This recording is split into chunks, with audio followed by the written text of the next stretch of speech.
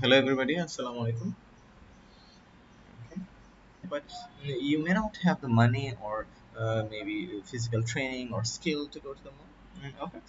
But when you say you demand to go to the moon, that means yeah, you have the money, ability, and everything.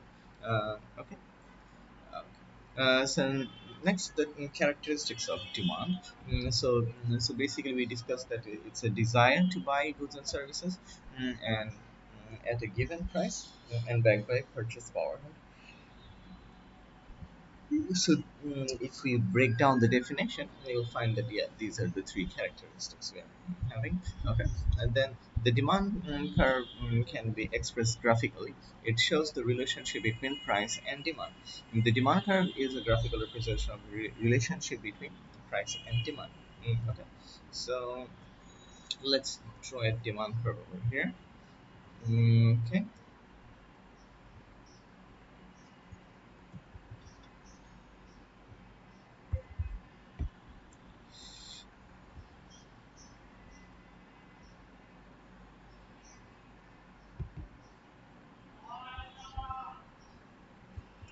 Okay. So let's put a zero over here. Price over here.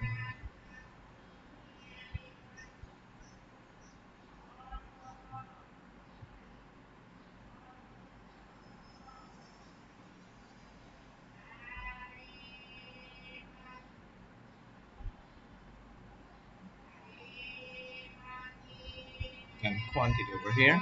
Okay, so see that in this axis, this vertical axis, we're putting price, and the horizontal axis, we're putting quantity. Okay, so if you draw the demand curve, it will be like this, something like this, right? It's a downward sloping curve. See, from left to right, it's going downward, and it shows an inverse relationship between price and demand. So what does this mean? See, mm,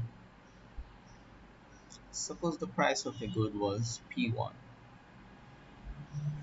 Okay, so at P1 the demand was up to this Q1, and if the price falls to P2,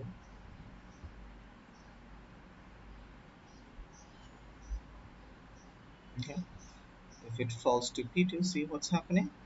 The demand is rising to Q2.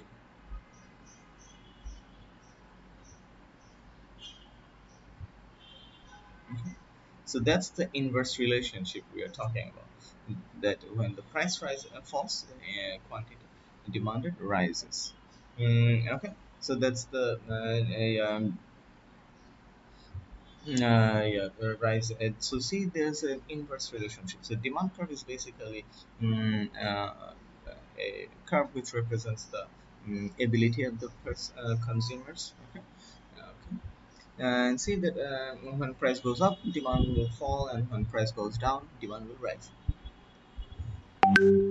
Okay. So let's go through some more points like this. That demand curve may be a curve shaped or a straight line. Okay. So you may find both kind of curves. Okay. And price is independent variable and demand is dependent variable. That means demand is dependent on the price. It's okay, and independent variable will put on vertical axis, and dependent variable will be at the horizontal axis. Okay. Okay, now there are two types of change in demand curve. The one we just drew is movement along the demand curve. So when there is a change in price, there is a movement along the demand curve. Okay. Yeah, that will be, that's G along the demand curve. Okay, so movement along the demand curve means that it's moving from one point to another. See, in this example, previously the demand was here. Okay, now it's moving to here. Within the same demand curve, it's moving from one point to another. Okay, so that's why this is known as movement along the demand curve. Okay, and then see that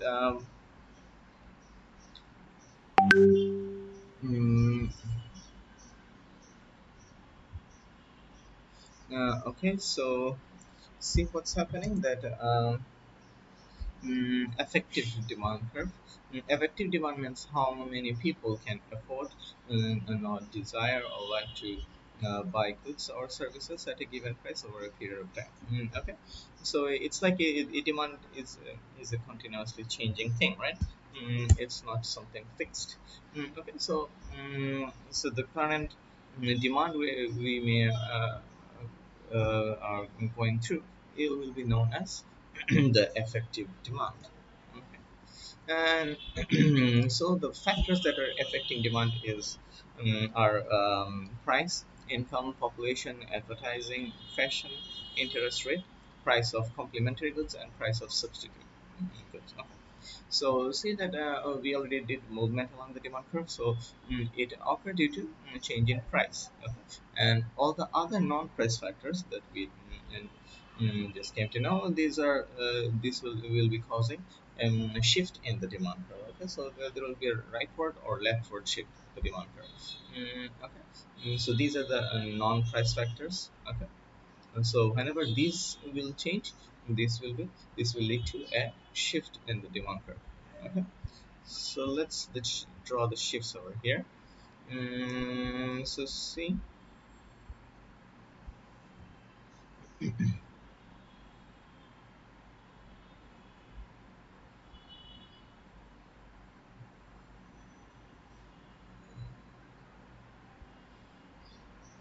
that if the demand curve shifts away from the zero, okay, this will be known as a rightward shift.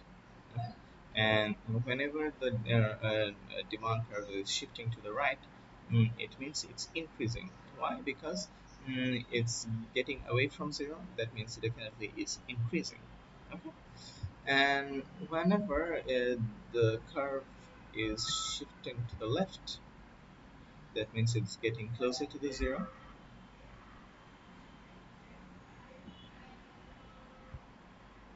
That means demand is falling.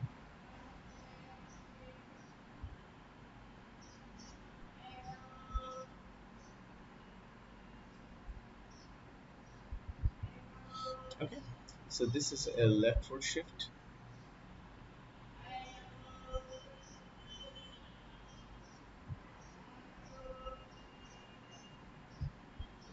Okay.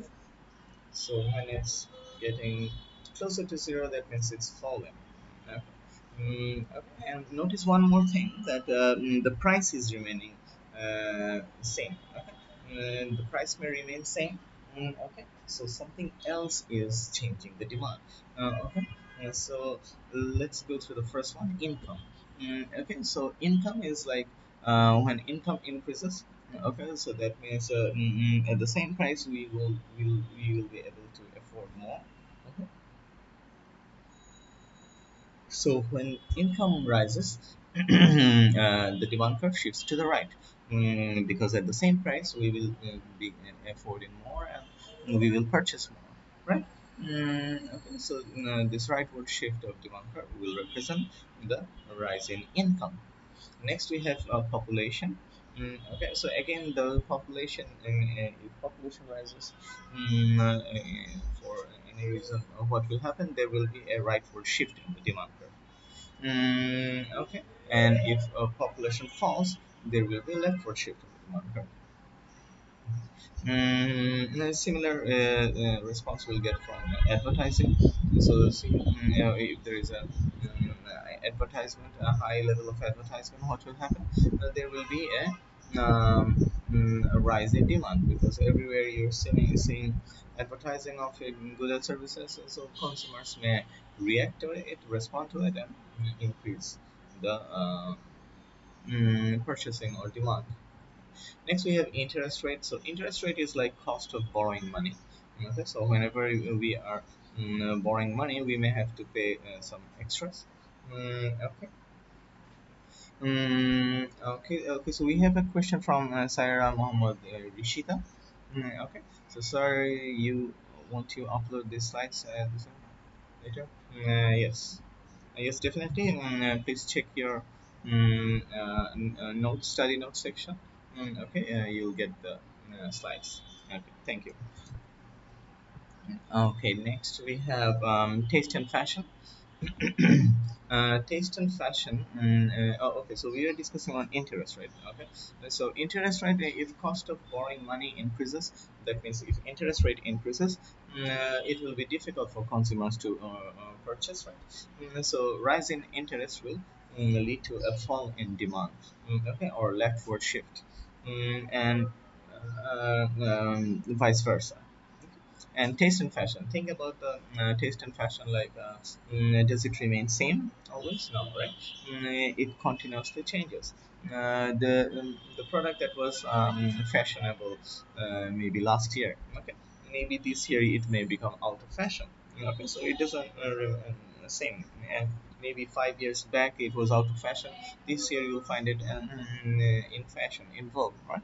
So so what we're seeing, that it also changes. And when the yeah, when it will be a fashionable good, a trendy good, it will the demand will be high. And when the same good becomes out of fashion, it will be there will be a fall in demand, a leftward shift. Next, we have complementary goods. So, do you know what's complementary goods or complements? That means that goods that are used together. Okay. Like think about fuel and car. Okay, so without fuel we cannot use a car, and without car we can use fuel. So what will happen, that this rise in a rise in price in fuel may have an effect on demand. What will happen to the demand for car? If there is a rise in the price of fuel, yeah, demand for car will fall. Right? So see that the price of the car is not changing. What is changing? The price of another good, which is a complementary good, is changing. As a result, the response is from another good. Okay. So so due to the change in price of fuel, the demand for car is falling. Okay. So this is another factor. Next, we have substitutes.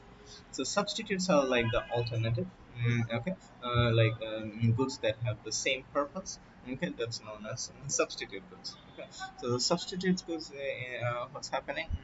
Like think about tea and coffee. Okay, if you consider tea and coffee as a substitute, depends like both of them are serving the same purpose. Okay, a hot drink. Okay, so what will happen, that if the price of tea rises, then a demand for coffee may rise. Okay? If they're considered to be substitute, what will happen then? There will be a response because the price of the substitute is changing. The price of coffee is not changing, but because of the change in the price of tea, there is a response from the demand for coffee. Okay? And so you're seeing that when the price of substitute changes, the demand for the substitute good will uh, go up. Okay, so these are the factors we're talking about, which will lead to a leftward or rightward shift of the demand curve. Okay. Okay, we should discuss a bit more about income. Okay, so there are like exceptions, like we discussed that if income rises, demand rises. Okay, but these kind of goods are known as normal goods, because that's the normal situation, right? But there's something other called inferior goods. Okay, inferior goods means that there will be a yeah, when there will be a rise in income, there will be fall in demand of the inferior goods. Okay, so vice versa. Okay, so that means that the inferior goods are usually low quality goods. So whenever our income rises, we try to shift to a better quality goods. So this leads to a change in the demand. Okay, so suppose think about the public transport. Okay, so compared to a private transport, public transport will be considered as a inferior goods, right? So when income will rise, demand for public transport will not rise because maybe there's no point of using uh, maybe using public transport in large in more quantity, this is not necessary, right? When your income will rise, you may go for a private transport. So when income rises, demand for private transport will rise. So that's because that's a normal good. But for an inferior good, see that when income is rising, demand is falling. Okay, so that's the situation we have over here. There are some activities in the book as well. Okay, you can go through those activities. I'll also try to go through some of them. Okay, let me know if you're facing with those activities. So this is a very practical chapter, where we need to understand the situation of the demand curve. Okay. So we discussed the response from price, then also the non-price factors. So we discussed about the movement along the demand curve and also the shift of the demand curve. Okay. Uh, so see that whenever there is a rising fall in price, there will be a rise in demand. Okay. And vice versa. When will there will be a rise in price, there will be a fall in demand. Okay. And for this, um, say that when demand curve is yeah, when the non-price factor is changing, demand curve is shifting to the right or left. Okay, like for income, we discussed the both thing can happen. If the good is a normal good, a rise in income will shift the demand curve to the right, and if it is a inferior good, it rise in income will reduce the demand, so it will shift to the left. Then for population, rise in population may lead to a rightward shift of the demand curve. For example, like think about demand for rice. Okay, so if there are lots of immigration. Okay, a rise in immigration, that means more people are getting into your country. So this may increase the demand for rice as well, right? So there will be a rightward shift. Okay, so and see that suppose think about all the refugees, Rohingya refugees, and they enter our country. So what will happen that a population of our country will have a sharp rise, because we are allowing refugees to stay in our country. So what will happen? There will be rise in population, and also there will be a rise in demand for rice. Okay, next we have advertising. Like we discussed already about advertising. If there is a high level of advertising, like good advertising, naturally it will lead to a rise in demand. Okay? Sometimes even bad advertising also leads to rise in demand, right? Sometimes some of the ads are so crazy that it gets inside our head, and we think about it and we purchase it. Okay, so advertisement is a very influencing thing for demand. Okay, then interest rate, we already discussed that this is cost of borrowing money. So when it reduces, it will help the consumers and it will shift to the right. And if the interest rate falls, cost of borrowing money falls, so borrowing increases, demand increases, it shifts to the right. And taste and fashion, for fashionable item, demand curve shifts to the right, and for out of fashion goods is shift to the left. Then for complementary good, we did the example of fuel and car. And there are also other examples like washing powder and washing machine, and other lots of examples. So there's over there you'll find that a rise in price of fuel will lead to a fall in demand for car. And the last one, price of substitute, that means the alternatives. So for example, tea. If price of tea rises, then the demand for coffee will rise, because they're substitute. Both of them are serving the same purpose. Okay. Okay. So that's chapter 3 and 4 we discussed today. Okay. Maybe in the next class we will do some practical contents examples based on this chapter 3 and 4. Okay. Okay. So, and you also go through the exercises activities from the book. If you're facing any problem, let me know. Okay, and I'm uploading the study notes. Okay. Okay, then that's all for today. See you in the next one, inshallah. Okay, thank you, everybody.